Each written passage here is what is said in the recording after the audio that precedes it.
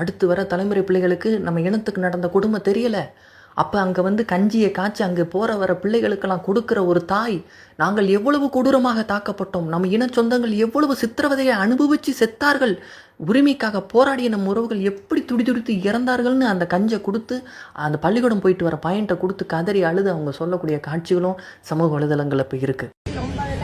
மே 18 முள்ளிவாய்க்கால் எங்களோட இன்னும் அழிப்பு தமிழண்ட இன்னும் அழிப்பு நடந்த இடம் தான் அந்த முள்ளிவாய்க்கால்.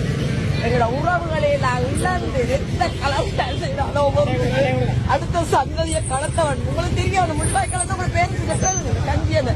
இந்த கஞ்சி வேண்டப்ப எவ்வளவு இந்த கடைசி கைதல் இடம் எங்களோட உறவுகள் உயிரெல்லாம் பறி கொடுத்த இடங்கள்லாம் இந்த முள்ளிவாய்க்கால். அதை ஒவ்வொரு வருஷம் நாங்க எங்க சந்ததிக்கு கடந்து போனாங்க. இந்த கஞ்சியை நாங்க ஒவ்வொரு முறையை காட்டுங்க. இந்த சந்ததி நீங்க தான் நம்பி இந்த அம்மா நாளைக்கு அந்நியர் தினம் இல்லை. அந்நியர் தினம் அங்க நிக்கிறோம் பாத்தீங்கன்னா ரோட்ல நிக்கிறோம். உங்களோட வீடுகள்ல போய் உங்களோட பெற்றோட கேட்டா முள்ளிவாய்க்கால் கஞ்சியில வரலாம் இருந்தது. அதான் இந்த தினம் மே 18 ஞாபகம் பண்ணீங்கன்னா சரி.